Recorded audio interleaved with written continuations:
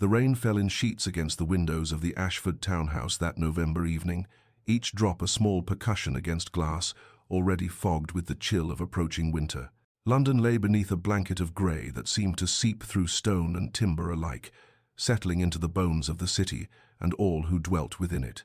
In the drawing-room of the once grand residence on Belgrave Square, Lady Eleanor Ashford sat with her embroidery untouched in her lap, watching the rivulets trace their erratic paths downward, each one a small surrender to gravity's inexorable pull. She was 24, an age that whispered of spinsterhood in the drawing-rooms of society, though her face retained the quiet beauty that had once prompted comparisons to Botticelli's Venus pale, serene, touched with an otherworldly quality that seemed to hold her apart from the frivolous concerns of other young women. Her dark hair was dressed simply, without the elaborate curls that fashion demanded, and her gown, though well made, bore the subtle signs of having been turned and refreshed, and the silk not quite as lustrous as it had been 3 seasons prior. The house itself echoed this genteel decline. The gilt on the mirror frames had dulled, the carpet showed wear near the doorways, and the fire in the grate burned lower than comfort dictated, for coal had become an expense requiring consideration. Eleanor had watched her family's fortune ebb like tide retreating from shore, each year carrying away a little more of what had once seemed permanent and unshakable. Her father, Lord Ashford, had made unfortunate investments, a canal venture that had failed, a partnership in a shipping concern that had foundered both literally and financially. Her mother had passed 4 years earlier, taking with her the last true warmth the house had known, leaving behind a father who retreated into his study, and a daughter who had learned to shoulder burdens with the quiet dignity her mother had modelled. The sound of the front door opening, of voices in the hall, her father's and another, unfamiliar, pulled Eleanor from her reverie. She set aside the embroidery and rose, smoothing her skirts with hands that had learned not to tremble, though her heart had begun its anxious flutter. There was something in the quality of the voices, in the heavy tread of her father's footsteps, that spoke of finality. When Lord Ashford entered the drawing-room, his face was ashen, his cravat askew, and in his hand he carried papers that seemed to weigh more than their physical substance could account for. "Eleanor," he said, and his voice cracked on her name like ice breaking on the Thames. "My dear girl, I fear I have brought us to ruin. But before our lover's fate is revealed, subscribe so you never miss a chapter of romance and scandal. Now, let's begin." The Duke of Thornfield arrived at the solicitor's offices on a Tuesday morning, when frost still clung to the windows like crystalline lace, and London held its breath beneath a sky the colour of pewter. Adrian Blackwood was a man whom society had long since ceased trying to warm, for he moved through the world with the impenetrable chill of winter itself. At 32, he possessed the kind of austere handsomeness that painters favoured for portraits of medieval saints, all sharp planes and severe angles, dark hair kept ruthlessly controlled, eyes of such pale grey they seemed almost colourless in certain lights, like ice over deep water. He wore his title as he wore his perfectly tailored coat, with absolute correctness and no apparent pleasure. They called him the Ice Duke in the drawing-rooms and gentlemen's clubs, spoke of how he had not smiled since his mother's death 2 years prior, how he moved through ballrooms like a ghost, dancing only when duty demanded, and speaking only when silence would constitute rudeness. His estates were impeccably managed, his business ventures coldly brilliant, his person entirely unapproachable. When he entered the panelled room where Lord Ashford and the solicitors waited, the very air seemed to drop several degrees. Eleanor had been summoned to attend, though she understood she was not expected to speak, merely to be observed, assessed, and if found adequate, acquired. She sat with her hands folded in her lap, her spine straight, her face composed into the serene mask she had perfected over years of enduring society's subtle cruelties. Adrian's gaze swept over her once, thorough and dispassionate as a botanist examining a specimen, and she felt the clinical nature of that assessment like a chill wind against her skin. He took his seat across the mahogany table, and the solicitors began their recitation of terms. Lord Ashford's debts would be assumed. The Ashford family would retain their townhouse for Lady Eleanor's father's lifetime. A generous settlement would be provided for the lady herself, and in return, the Duke would acquire a wife of appropriate breeding to provide him with the heir his title required. Nementa. The words echoed in the high-ceilinged room. Assume, acquire, require the vocabulary of commerce rather than matrimony. Adrian listened without expression, his pale eyes occasionally drifting back to Eleanor as one might glance at a painting being offered for purchase, considering whether it would suit the space intended for it. "The lady understands the nature of this arrangement?" he asked finally, his voice deep and precisely modulated, devoid of warmth. "She does, Your Grace," Lord Ashford answered, and Eleanor felt the shame of being spoken for, even as she understood the necessity. Adrian nodded once, a gesture of acknowledgement rather than approval. "Then we are agreed," he said, and reached for the pen to sign away his freedom and hers in strokes of ink, as black and final as a funeral shroud. 3 days after the signing of the documents, Eleanor was summoned to meet the Duke at his London residence, an imposing structure on Grosvenor Square that seemed to reject the very notion of welcome. The butler who admitted her moved with the hushed efficiency of one accustomed to a household where laughter had been banished, and Eleanor found herself conducted through halls lined with portraits of Blackwood ancestors who stared down with expressions ranging from stern to severe, as though disapproval had been bred into the family bloodline along with their distinctive pale eyes.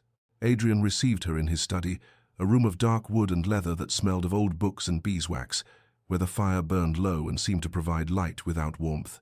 He stood as she entered, observing the proprieties with mechanical precision, and gestured to the chair before his desk. Eleanor sat, her back straight, her hands folded, and waited for him to speak first, as custom demanded. When he did, his words fell like stones into still water, creating ripples that would alter everything they touched. "Lady Eleanor," he began, his tone as neutral as if discussing agricultural yields, "I believe it necessary that we establish clear understanding between us from the outset. This is merely a marriage of convenience. I require an heir, you require security. Let us not pretend otherwise. I do not offer you affection, nor do I expect it in return. We shall maintain separate chambers, meet for meals when social obligations demand it, and otherwise pursue our own interests within the bounds of propriety. Your duties will be to manage the household, appear at my side when required, and provide the necessary heir. In return, you will want for nothing materially, and will have the protection of my name. Is this acceptable to you?" Eleanor had known, of course, that this was the nature of their arrangement, but hearing it spoken with such brutal clarity, such complete absence of any gentle pretense, struck her with unexpected force. She met his pale eyes, those eyes that seemed to look through her rather than at her, and found her voice steady when she spoke. "It is acceptable, Your Grace," she said quietly, and watched something flicker in his expression, too quick to name surprise perhaps, or was it disappointment, before the mask of ice descended once more. "Very well," he replied, and rose to indicate the interview had concluded. The engagement was announced in the Times the following morning, and by afternoon, every drawing-room in London hummed with speculation. The Ice Duke to marry at last, and to Lord Ashford's daughter no less. The arrangement was transparent as glass, charity dressed in the guise of matrimony, a business transaction masquerading as a love match. Eleanor endured the congratulations that felt like condolences, the pitying glances, the whispered observations about how pale she looked, how composed, how very much like a martyr proceeding to her fate with admirable fortitude. The weeks preceding the wedding passed in a blur of fittings and arrangements that felt less like preparation for a new life than rehearsal for a performance in which Eleanor had been cast without audition. Her wedding gown was created in ivory silk, beautiful and austere, adorned with Brussels lace that had belonged to some distant Blackwood ancestor, as though even her attire must proclaim her assimilation into a family whose warmth had long since fled. She stood for hours while the modiste pinned and tucked, transforming her into an appropriate ornament for a duke's collection, and found herself thinking of her mother, who had married for love and had been radiant even in her final days, sustained by the memory of that love, like a flame that refused to gutter. Eleanor knew she would have no such sustenance. She was entering a mausoleum, not a marriage. It was during one of these preparatory visits to Thornfield House that she learned of the late Duchess. The housekeeper, Mrs. Hartwell, a woman whose kind eyes seemed incongruous in that cold household, had been showing Eleanor the rooms she would oversee, and had paused before a portrait in the long gallery. "The late Duchess," she said softly, and Eleanor found herself gazing at a woman of perhaps 50, with warm eyes and a smile that seemed to illuminate the canvas from within. "She passed 2 years ago this winter. The house has not been the same since, my lady, nor has his grace." Eleanor studied the portrait, this woman who had somehow produced a son of such chilling reserve, and felt an unexpected kinship with someone she would never know. "She was beloved, I gather?" Eleanor asked. "Oh yes, my lady. The very heart of this house. His grace was different then. Before, Mrs. Hartwell caught herself, the practiced discretion of long service reasserting itself, but Eleanor had heard enough to understand that Adrian Blackwood had not always been ice. There were other glimpses, small fissures in the frozen facade that Eleanor collected like precious stones, though she dared not examine them too closely. The way Adrian's hand had trembled, barely perceptibly, when he placed the betrothal ring on her finger.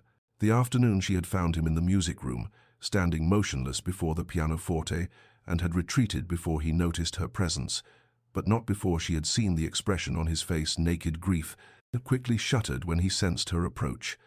The wedding itself took place on a crystalline December morning, the church filled with flowers that seemed too vibrant for the solemnity of the occasion. Eleanor walked down the aisle on her father's arm, feeling as though she moved through a dream, and when she reached Adrian's side, she dared to look up at him. His face was impassive, carved from marble, but his eyes, those pale, cold eyes, held something she could not name, something that vanished the moment she tried to grasp it. They spoke their vows in voices that echoed in the vaulted space, and when Adrian placed the wedding band on her finger, his touch was brief and formal, the contact of a man handling something fragile and foreign. Thornfield Manor rose from the Yorkshire moors like a monument to endurance, its grey stone walls weathered by centuries of wind and rain, its many windows reflecting the winter sky with a coldness that matched the man who owned it. Eleanor arrived as the afternoon light was failing, the carriage wheels crunching over gravel that seemed to announce her intrusion into a place that had long since closed itself to joy. The house was larger than she had imagined, sprawling across the landscape with wings and additions that spoke of generations of Blackwoods, each leaving their mark in stone and timber. Adrian handed her down from the carriage with the same distant courtesy he had shown throughout their brief wedding breakfast, his touch impersonal, his face unreadable, and then he was striding ahead, leaving her to follow in his wake like a retainer rather than a wife. The servants assembled in the great hall, a vast space of vaulted ceilings and ancestral shields, and Eleanor was introduced to them one by one, their names and functions washing over her in a tide she struggled to retain.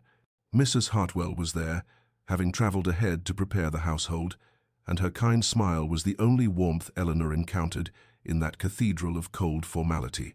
Adrian excused himself almost immediately, citing estate business that required his attention, and Eleanor was left to be shown to her chambers by the housekeeper, aware that her husband had not even indicated where his own rooms were located, as if the question of proximity was irrelevant to their arrangement.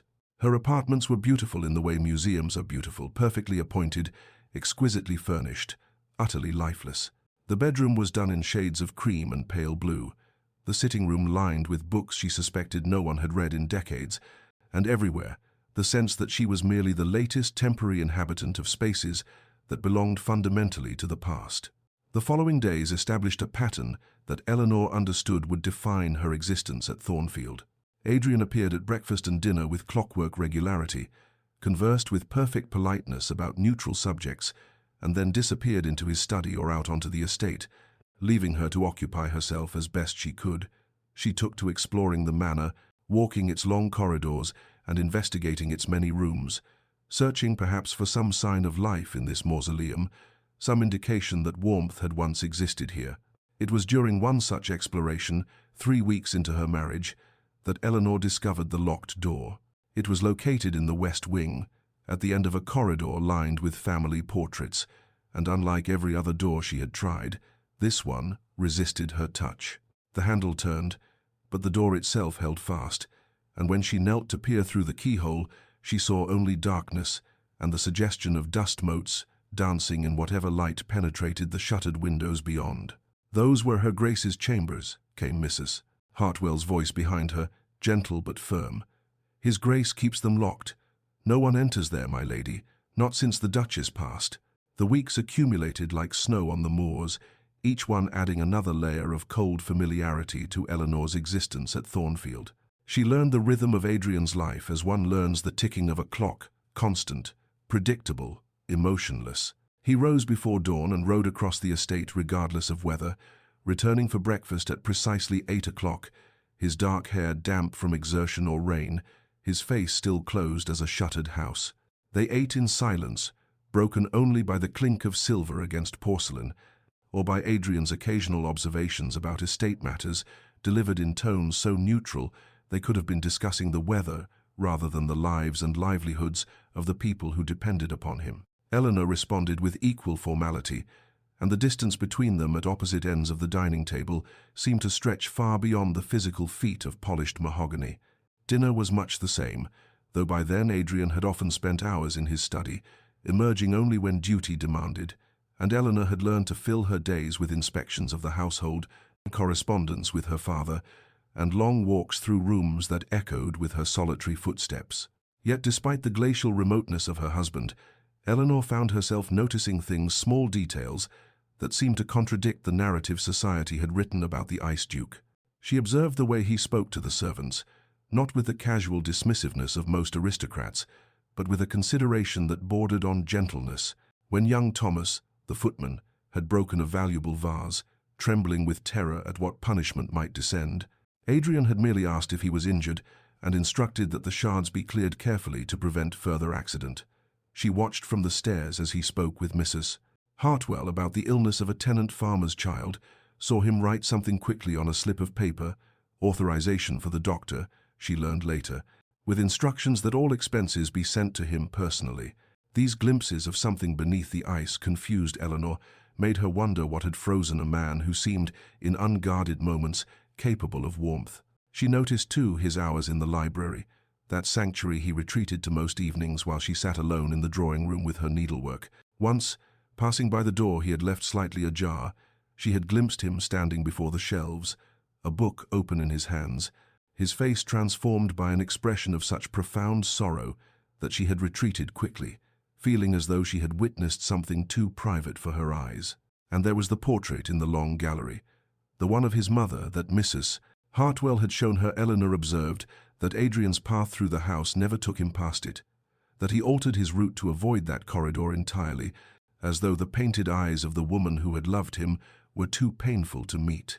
The storm arrived on a January night when the wind howled across the moors like something wild and wounded, rattling the ancient windows of Thornfield and sending snow against the glass in waves that obscured the world beyond.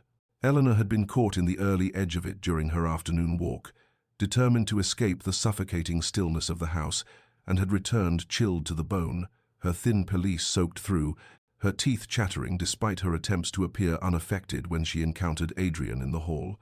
He had frowned, the first genuine expression she had seen cross his face in weeks, and opened his mouth as if to speak, but she had hurried past him to her chambers, unwilling to endure a lecture on her foolishness.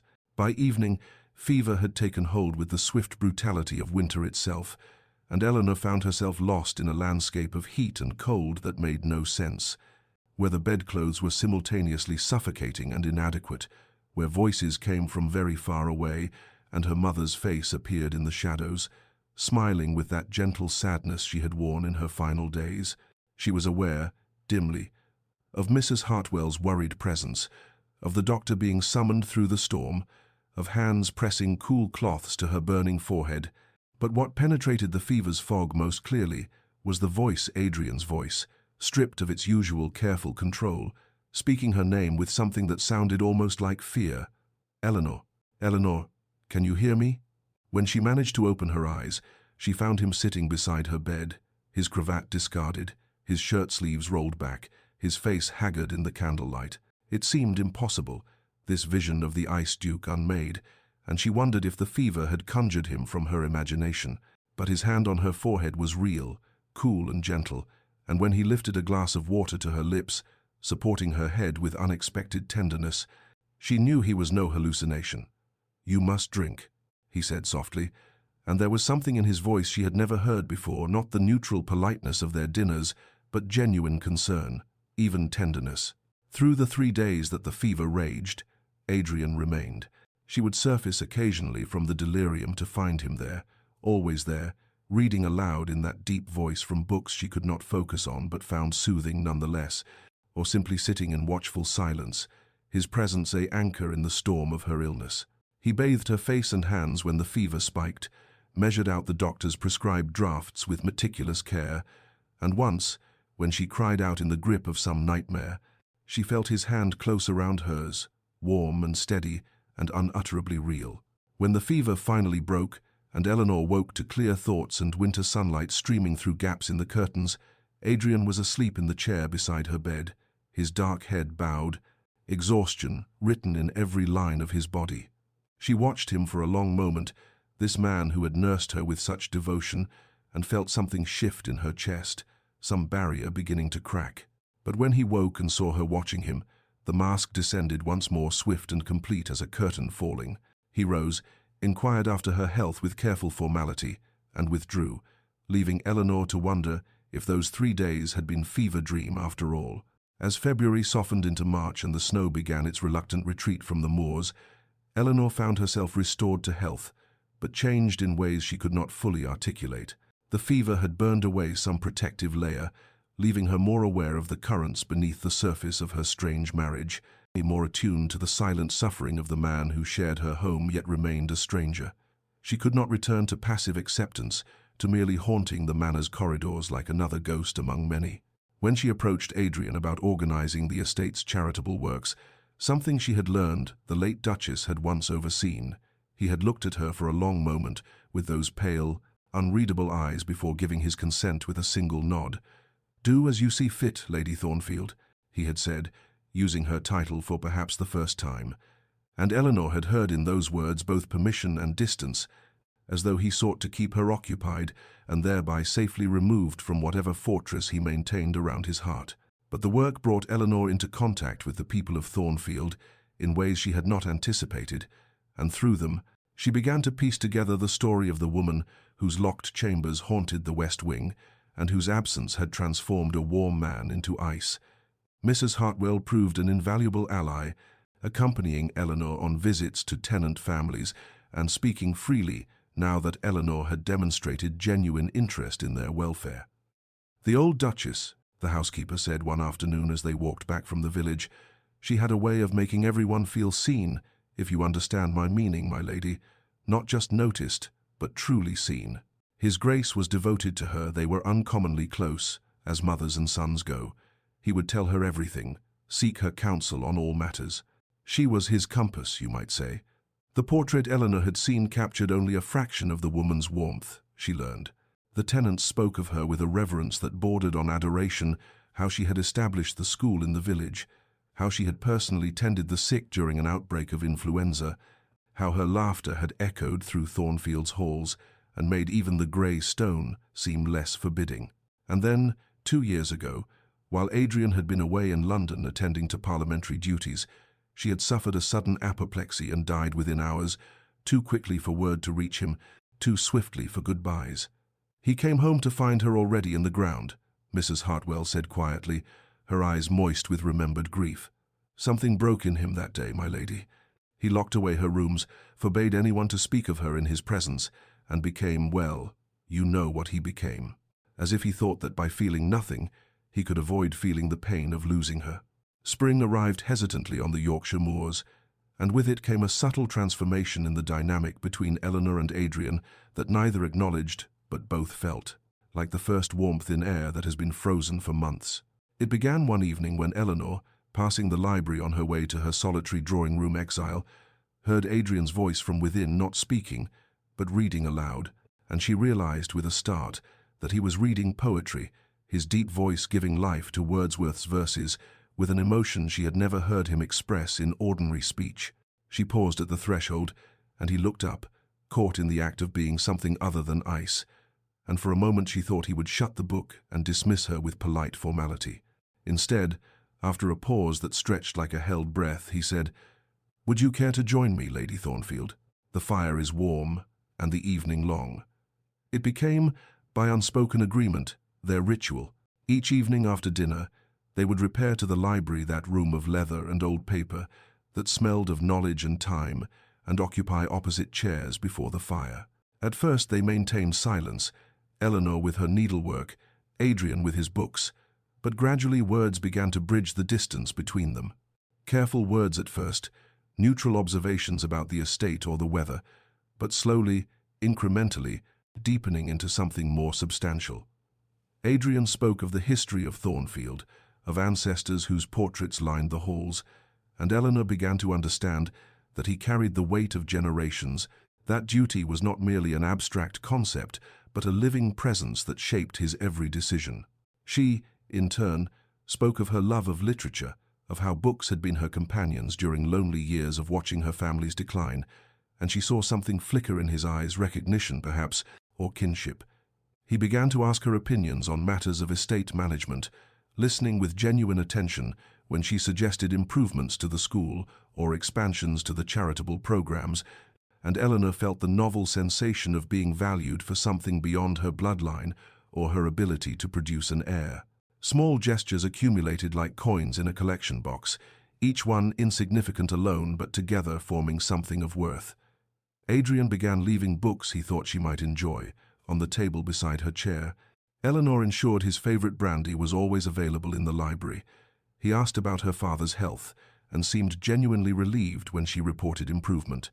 She noticed when he seemed particularly burdened and would read aloud passages that might offer comfort or distraction. One evening, when rain lashed against the windows and thunder rolled across the moors, Adrian spoke suddenly into their comfortable silence. "You remind me of her sometimes. My mother, the way you listen, as if you truly hear what is being said beneath the words." Eleanor looked up from her embroidery to find him watching her with an expression that was almost vulnerable, and her heart constricted with understanding of what it cost him to make even that small revelation. The morning was unusually bright for April, sunlight streaming through the tall windows of the morning room where Eleanor had taken to arranging flowers from the estate's waking gardens, a task she had assumed, not from duty, but from the simple pleasure of bringing life and color into rooms that had been gray for too long. She was reaching behind the ornate console table to retrieve a fallen bloom when her fingers brushed against something small and metallic wedged in the narrow space between furniture and wall. Drawing it out, she found herself holding a key old iron, its bow elaborately wrought in a design that spoke of an earlier century. Eleanor turned it over in her palm, feeling the weight of it, the cool solidity, and something in her chest tightened with premonition even before conscious thought caught up with intuition. She knew, somehow, what door this key would open, though how it had come to be behind the console table was a mystery that would remain unsolved.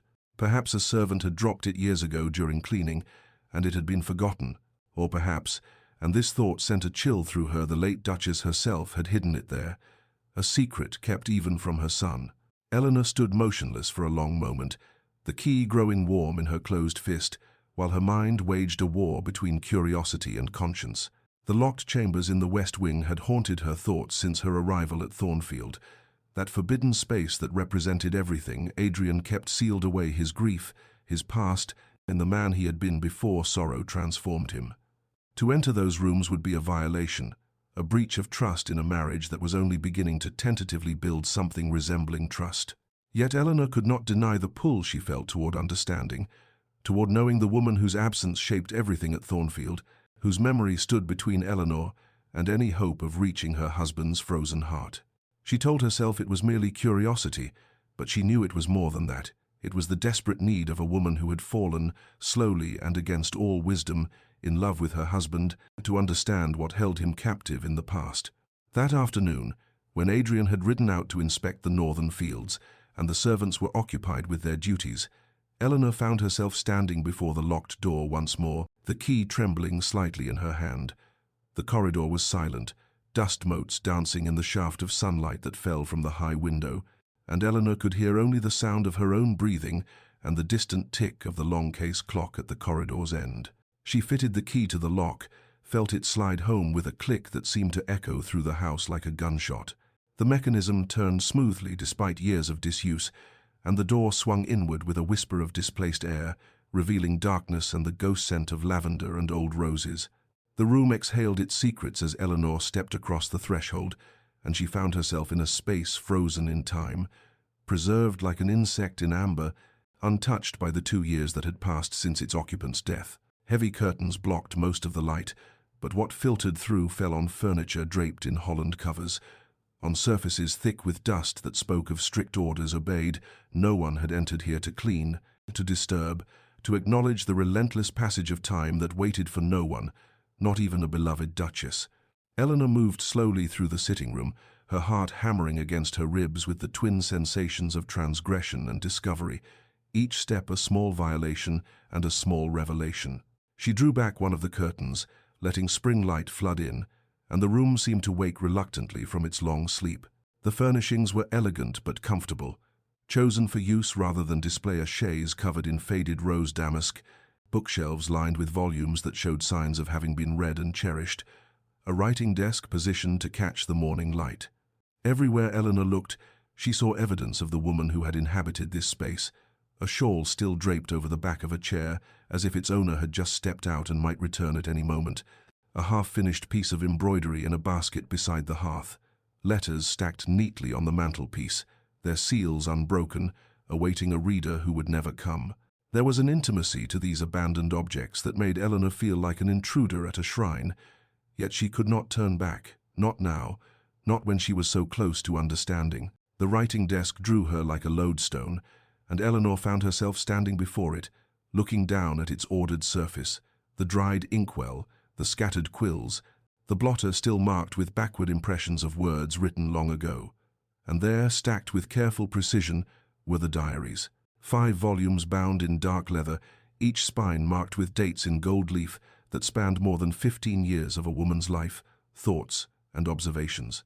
Eleanor's hands trembled as she reached for the topmost volume, the most recent, and opened it to find pages covered in elegant script that slanted slightly to the right, the handwriting of someone who had written with both speed and grace.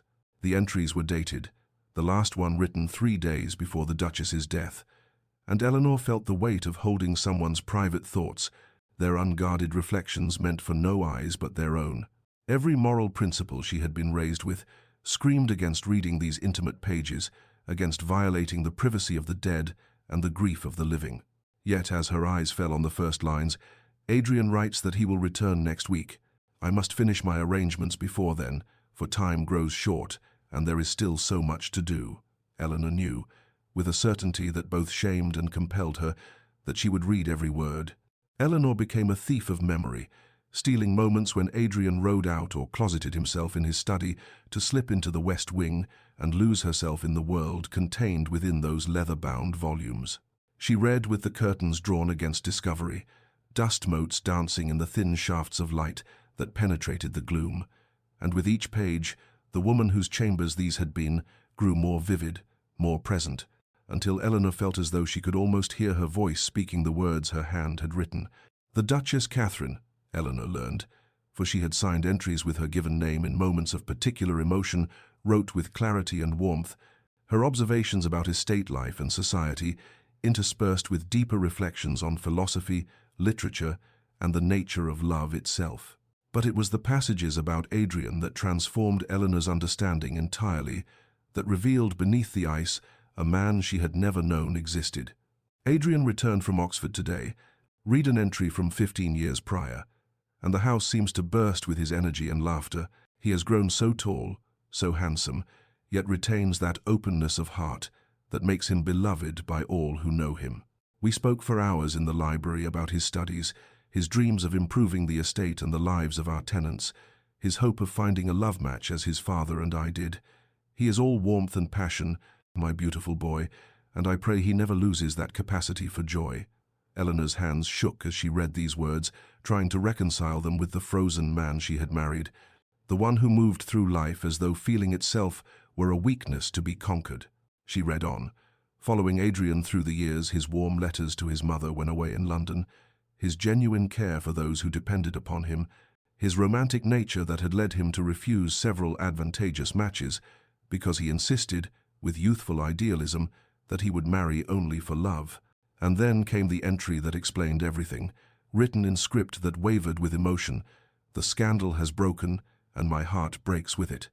Adrian loved her so completely, so trustingly, and she has betrayed him in the most public, most humiliating way possible, eloped with his closest friend, taking with her not only Adrian's heart, but his faith in humanity itself. He has locked himself away, refuses all comfort, and when I finally persuaded him to see me, the look in his eyes, "Oh, my dear boy, what have they done to you?" The warmth is gone, replaced by ice, and I fear I am watching my son die while still breathing. The later entries chronicled Catherine's growing concern, as Adrian rebuilt himself into something harder, colder, protected against ever feeling such pain again. But it was the final volume that made Eleanor's breath catch, for here the Duchess's tone shifted to something almost conspiratorial, urgent with purpose. "I must ensure Adrian finds love again before I am gone, for I feel time shortening," she had written 6 months before her death. "The plan is in motion, dear Margaret's daughter. Yes, that is the answer." Eleanor read through tears that blurred the elegant script, the revelation unfolding with the terrible clarity of truth that has been hidden, but never truly absent. The late Duchess had known Eleanor's mother not casually, but deeply, intimately, as the closest of friends from their youth before marriage had taken them to different estates and different lives. The diaries spoke of letters exchanged over decades, of visits when possible, of a friendship that had sustained both women through the trials of their respective positions. Margaret writes that her situation grows dire, Catherine had noted 3 years prior, and my heart aches for her, watching her decline while knowing her family's fortune declines with her health. She worries constantly for Eleanor, that beautiful, intelligent girl who deserves so much more than the diminished circumstances she will inherit.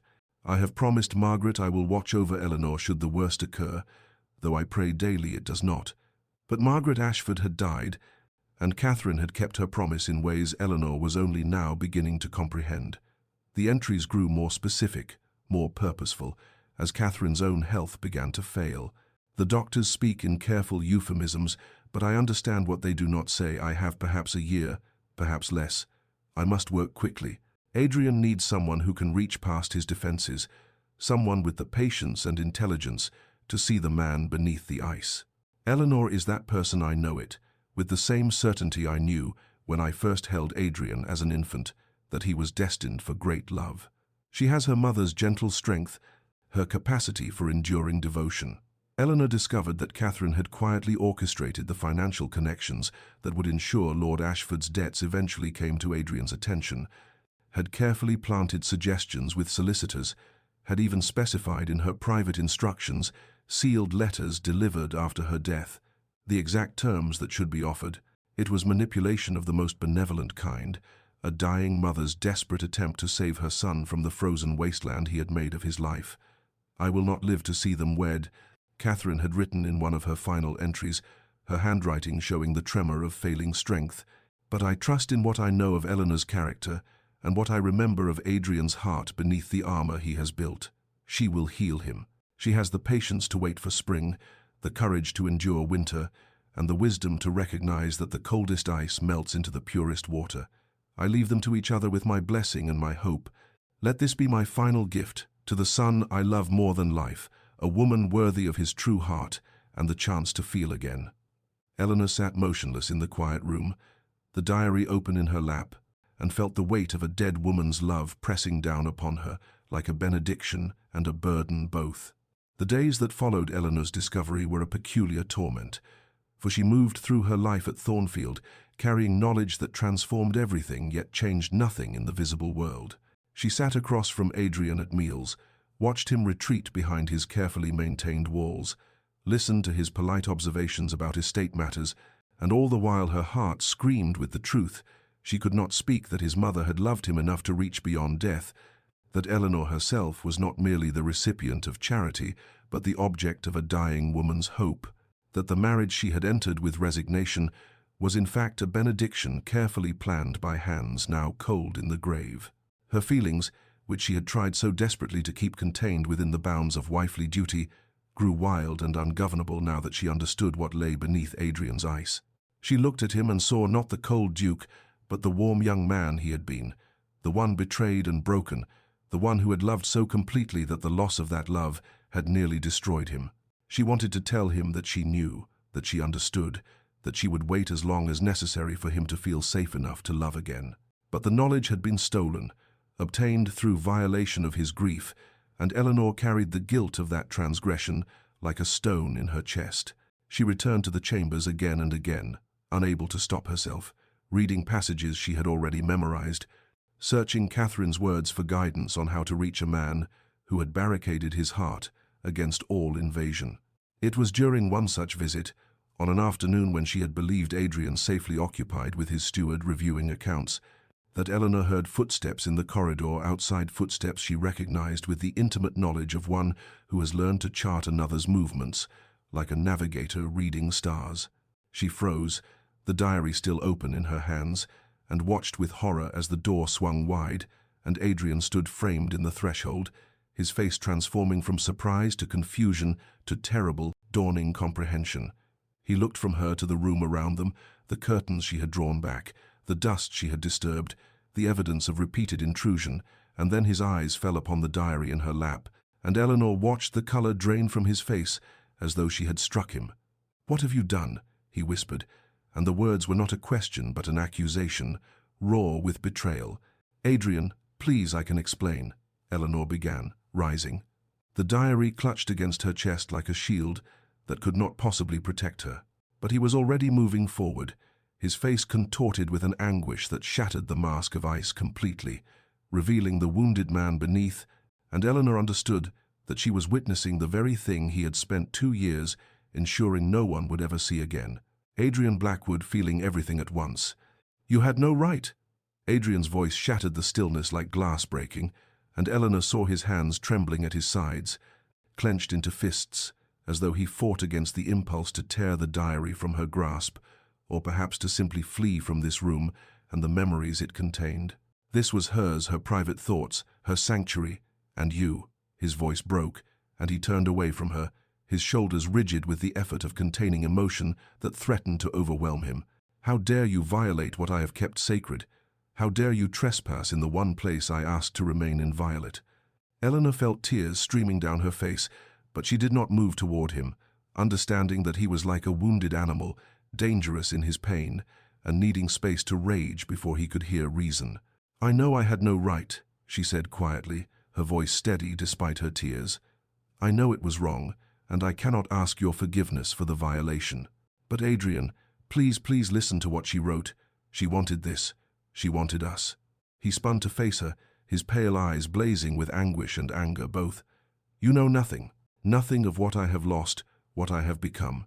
I kept my distance from you precisely to spare you from this, from me, from the broken shell of a man I am now. I gave you my name, my protection, my wealth. But I could not give you what I no longer possess the capacity to love, to feel, to be anything but this hollow mockery of what I once was. And now you have stolen even my right to that distance, invaded the last refuge where I could remember when I was whole." The words poured from him like blood from a wound too long festering, and Eleanor understood that she was witnessing the dam breaking, the ice finally cracking under the pressure of 2 years' accumulated grief. She moved closer, slowly, carefully, the diary open in her hands. "You are not broken," she said with a conviction that rang through the dusty air. "You are grieving, and your mother knew she understood what you needed, Adrian. Listen." She began to read, her voice clear and unwavering, the Duchess's words filling the space between them. "Adrian needs someone who can reach past his defenses, and someone with the patience and intelligence to see the man beneath the ice. Eleanor is that person. She will heal him. She has the patience to wait for spring, the courage to endure winter, and the wisdom to recognize that the coldest ice melts into the purest water." Adrian's face crumpled, and Eleanor watched as he sank into the chair his mother had once occupied, his hands covering his face, his body shaking with sobs he had not permitted himself in 2 years. "She left me," he choked out between gasping breaths. "She left me alone, and I cannot." Eleanor knelt before him, setting the diary aside, and took his hands in hers. "I was not here," Adrian said, his voice muffled against his hands, each word torn from somewhere deep within him.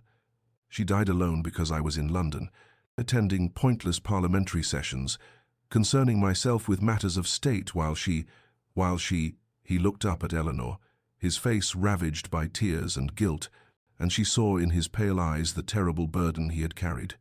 The letter arrived too late. By the time I reached Thornfield, she was already buried. I never said goodbye. I never told her one final time that I loved her. I never asked her forgiveness for not being here when she needed me most." Eleanor's hands tightened around his, her own tears falling freely now. "Adrian, she knew you loved her. Every word in these diaries speaks of her certainty of your love. And she forgave what needed no forgiveness you could not have known, could not have prevented what happened." But he was shaking his head, the words continuing to spill out, as though a floodgate had been opened that could not be closed. "I lost Caroline to betrayal, lost my faith in love itself, and then I lost my mother, the only person who still believed I could be healed, who saw past the ice to the man I used to be. And I could not bear it, Eleanor. I could not survive another loss. So I froze everything, felt nothing, kept everyone at such distance that loss would be impossible because connection was impossible." He looked at her then with such naked vulnerability that Eleanor's heart constricted. "When I married you, I told myself it was merely arrangement, that I could maintain the walls, that I could keep you safe from the wasteland I had become.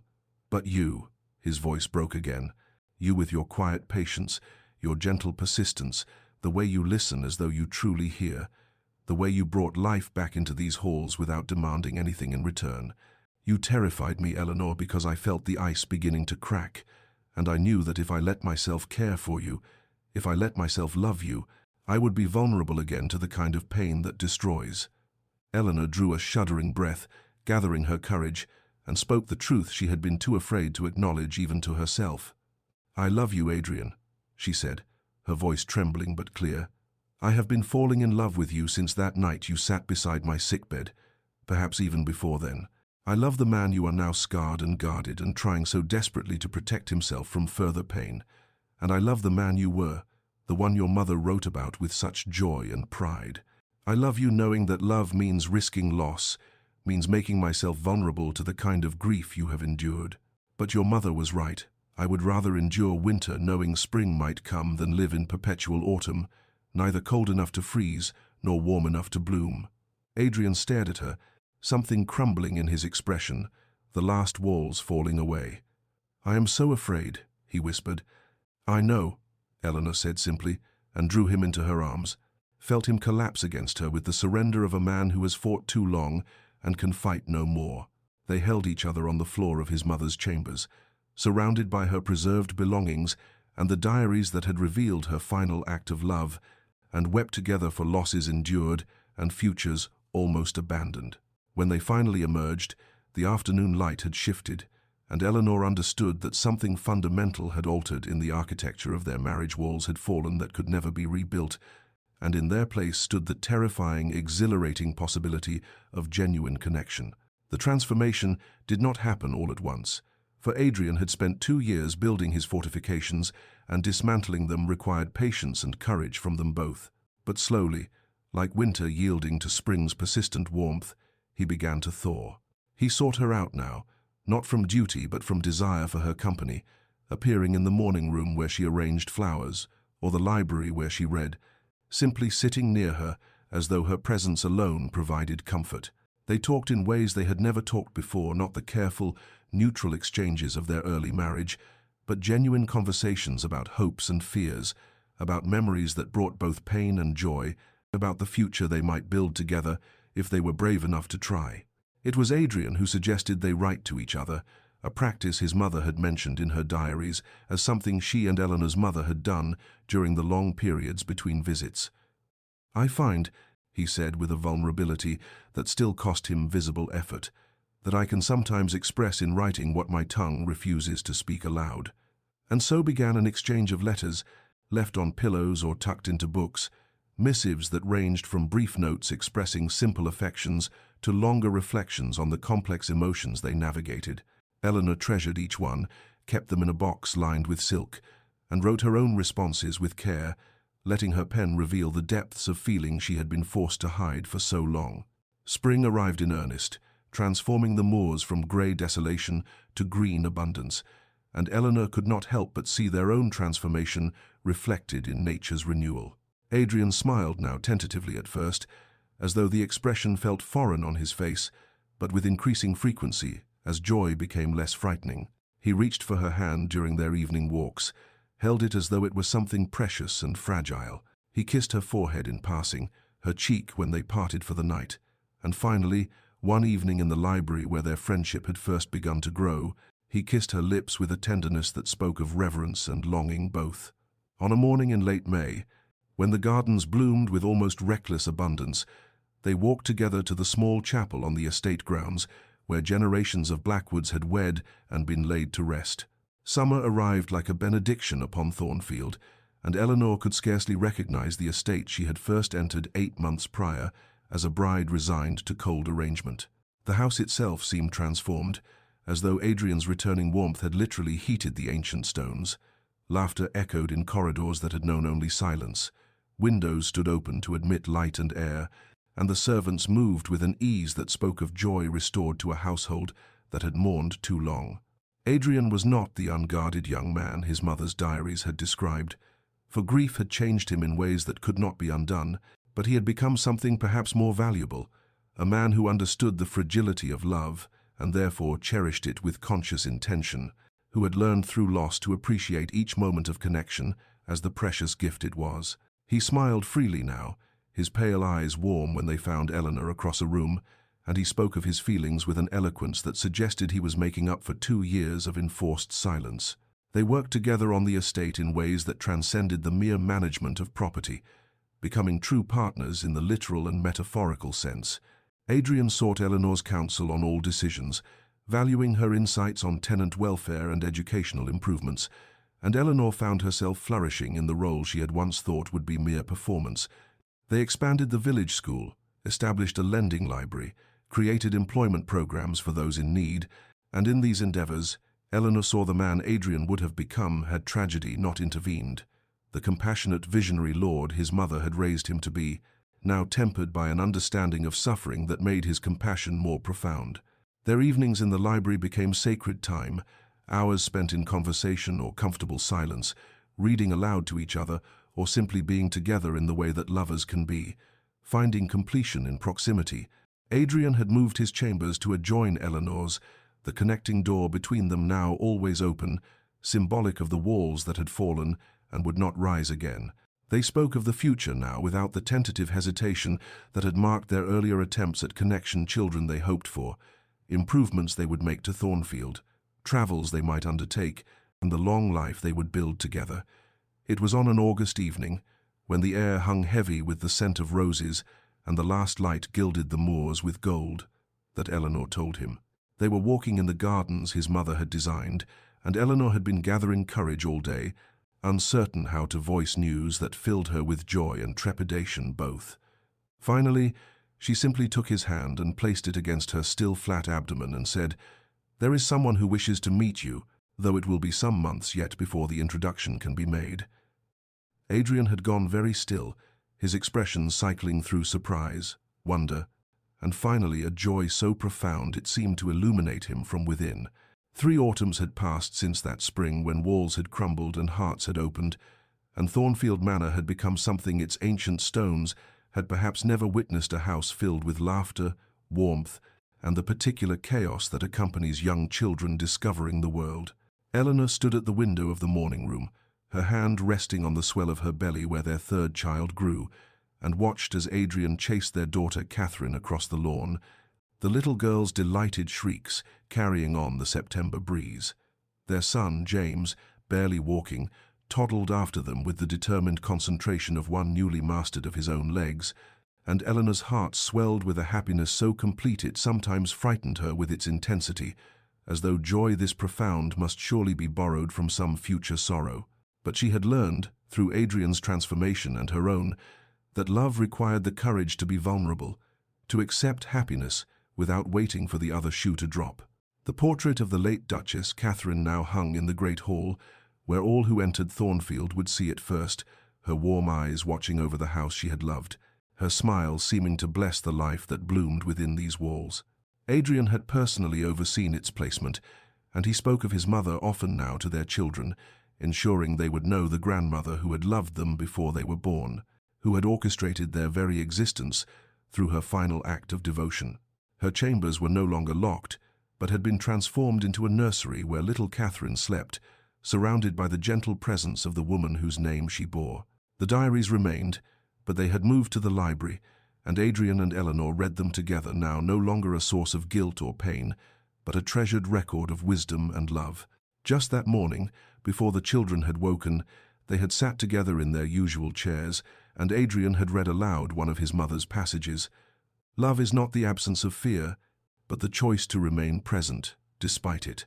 The heart that has been broken and healed is stronger than one that has never known fracture, for it understands its own resilience.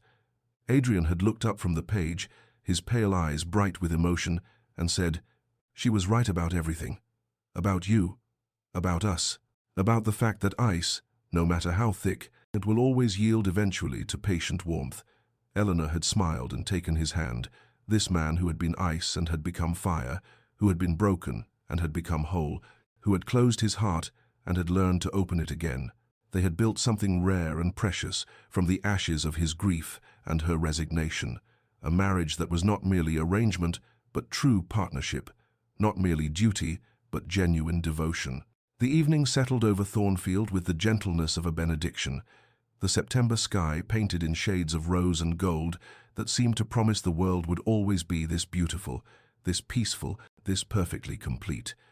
Adrian sat in the library with Catherine on his lap, reading to her from the same volume of fairy tales his mother had once read to him, while James played at his feet with wooden blocks, constructing towers that defied architecture and gravity both. Eleanor entered carrying tea, her movements slower now with the weight she carried, and Adrian looked up at her with an expression that still, after 3 years, made her breath catch pure love, unguarded and unafraid, the look of a man who had found his way home after long wandering in the cold. She settled beside him, and Catherine immediately climbed into her lap as well, wedging herself between her parents with the confident possessiveness of a child who has never known anything but love. They sat together as the light faded and the first stars appeared, a family complete and whole, living in the house that had once been a mausoleum but had become a home, and Eleanor thought of the woman whose portrait smiled down from the great hall, whose diaries had shown the way, whose love had reached beyond death to heal her broken son and give him the future he had thought forever lost.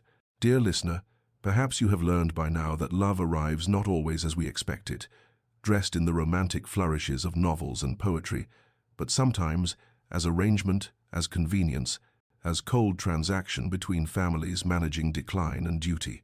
Yet beneath the surface of even the most pragmatic unions, there can lie seeds of genuine devotion, waiting for the right conditions to bloom, patience like water, courage like sunlight, and time like the turning of seasons that cannot be rushed, but will not be denied. Adrian and Eleanor's story reminds us that those who love us work for our happiness in ways we may never fully comprehend, that sometimes the greatest acts of devotion are the quiet orchestrations that bring together hearts that need each other, even when those hearts do not yet know their own need. A mother's dying wish, a carefully preserved diary, a key left where it might be found. These were not accidents but intentions, love reaching forward into a future she would never see, trusting that patience and truth would ultimately prevail over grief and fear. Look beneath surfaces, dear one, for the world is rarely as cold as it first appears.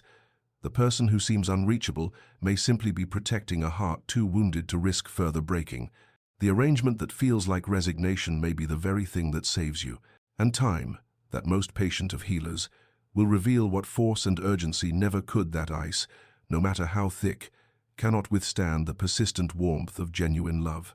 May you find the courage to wait for spring, the wisdom to see beneath winter's harsh exterior, and the faith to trust that those who love you, whether living or passed beyond, work always for your ultimate joy.